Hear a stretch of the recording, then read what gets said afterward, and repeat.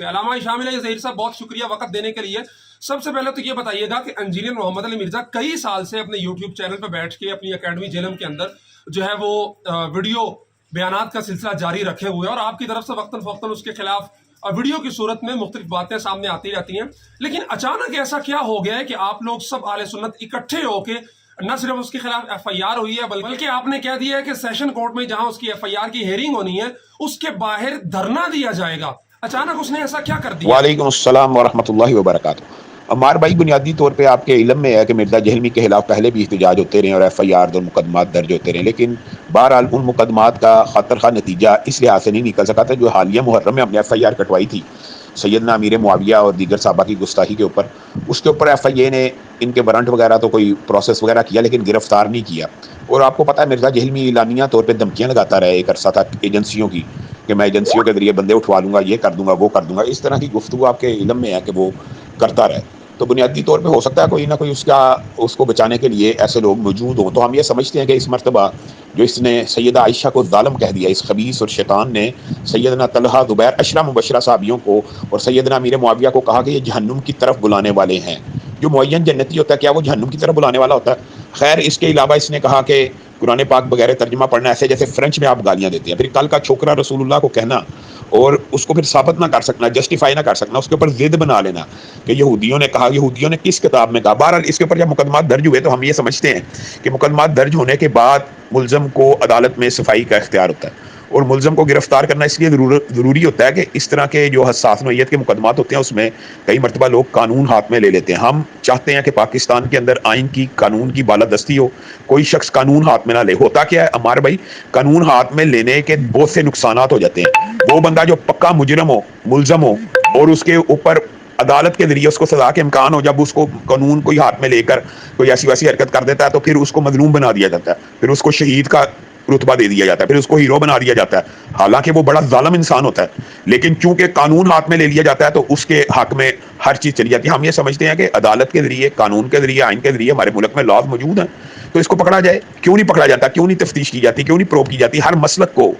ہر مسلک کے اکابرین کو گالیاں دیتا ہے، پورے ایک طبقہ فکر کو، مولویوں کو اس نے کہا کہ مولویوں کی کتے جتنی اوقات نہیں، اس طرح کے الفاظ بولتا ہے، اور لوگ یہ سمجھتے ہیں کہ یہ فرقہ واریت کے خلاف ہے۔ یہ تو فرقہ واریت پھیلانے کا ایک بہت بڑا سبب ہے، اور یہ اعلانیہ اپنا تعلق اس گروہ سے کیوں نہیں بنا لیتا کہ جن کی یہ آواز بنا ہوا ہے۔ اعلانیہ کہہ دے کہ بھائی میں رافضی ہوں، میرا اہل سنت کے ساتھ کوئی تعلق نہیں ہے، ہمیں بھی پتہ لگے یہ اہل سنت کا لبادہ اوڑھ کر صحابہ کے بارے میں اگر تبرہ کرے گا تو اس کو ہم رافضیوں کو بھی تبرہ کرنے کی اجازت نہیں دیں گے۔ اس وطن کے اندر قانون حرکت میں آئے گا، آئین حرکت میں آئے گا، تو ہم یہ سمجھتے ہیں کہ قانون اور آئین کو حرکت میں لانے کے لیے اس کے خلاف مؤثر احتجاج کرنے کی ضرورت ہے، اور یہ احتجاج اس کی گرفتاری تک ملک کے انشاءاللہ دیگر حصوں میں بھی جاری رہے گا۔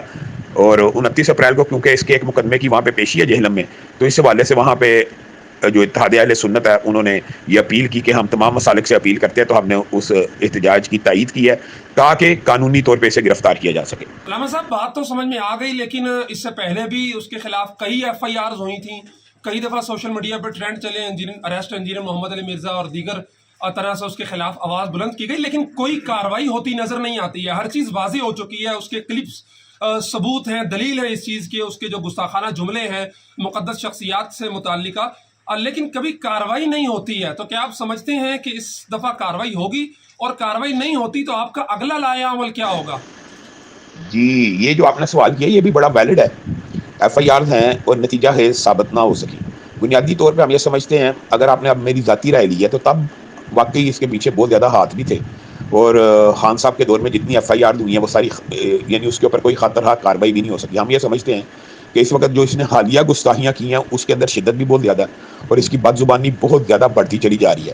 دیکھیں، ہر مسلک کو الگ الگ کر کے گالی دے رہا ہے، پورے مسلکوں کو گالی دے رہا ہے، وہابیوں کو الگ، دیوبندیوں کو الگ، بریلویوں کو الگ، اہل حدیثوں کو الگ، اور انداز اتنا رقیق، گھٹیا اور گرا ہوا ہے کہ میں حیران ہوتا ہوں۔ اس کے ماننے والوں کی عقل کے اوپر ماتم ہے کہ جو بندہ سب و شتم کر رہا ہے اسلاف کے بارے میں کہ میں نے اسلاف کے ختنے چیک کرنے۔ اب مجھے ایک بات بتائیے، کوئی بات ہے امی عائشہ کو ظالم کہہ دیا، امی عائشہ کو ظالم کہہ دیا، اس بدبخت نے اپنی طرف سے رسول اللہ کے اوپر بہتان باندھا کہ یہ رسول اللہ نے کہا ہے، یہ رسول اللہ کے اوپر جھوٹ باندھتا کہ رسول اللہ نے امیر معاویہ کو جہنم کی طرف بلانے والا کہا۔ یہ جھوٹا کذاب شخص ہے۔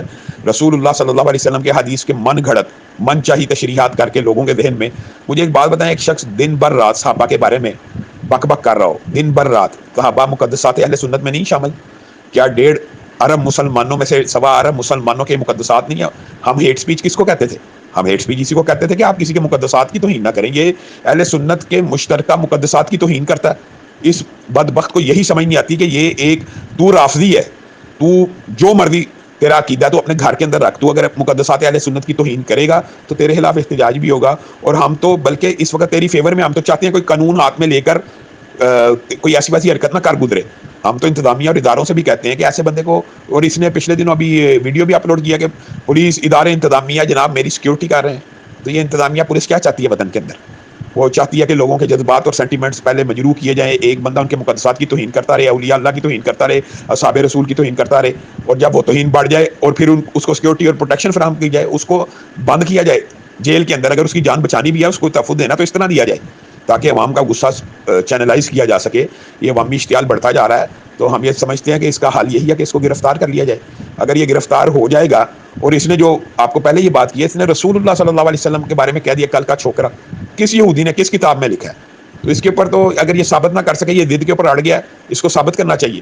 اور جہاں تک آپ کے سوال کا یہ اینگل ہے، اگر یہ نتیجہ خیز نہ ہوا، دیکھیں ہمارے ذمہ جد و جہد ہے، اور ہمارے ذمہ یہ اللہ تعالیٰ کی طرف سے ایک مسلمان کے اوپر تو جد و جہد ہی ہے. ہم جد و جہد کریں گے، قانونی آئینی، ہمارا راستہ تو آئینی اور قانونی ہے، آپ کو پتا ہمیشہ سے، اور ہم وہ جد و جہد جاری رکھیں گے. اور اس کا تعاقب جاری رہے گا جب تک یہ صحابہ کی توہین کرنے سے بعد نہیں آئے گا. اس کا تعاقب جاری رہے گا، اور انشاءاللہ اس دفعہ یہ معاملہ تمام مسالک کے مابین آپ یہ سمجھیں کہ رہنما آپس میں رابطے میں، آل پارٹیز کانفرنسز بھی ہوں گی، اور اس کے اوپر مشترکہ لاہ عمل طے پا گیا ہے کہ اس مرتبہ اس ملزم کو کیفر کردار تک پہنچانا ہے جو پاکستان کے آئین اور قانون میں لکھا ہے.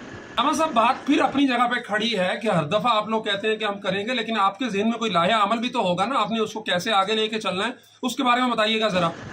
جی، بنیادی طور پر جو طریقہ کار ہے ہمارے بھائی، اس مرتبہ آل پارٹیز کانفرنس بھی ہوگی انشاءاللہ، تو تینوں مسالک کے جو قائدین ہیں وہ بھی اس میں شرکت کریں گے. مرکزی جمعیت کے جو دفتر 106 راوی روڈ میں، اس کا ہم نے وینیو بنایا ہے، اور اس کے علاوہ 2 مئی کو فیصل آباد میں بھی پروگرام ہو رہا ہے. اسی طرح لاہور کے اندر بھی پروگرام ہوں گے.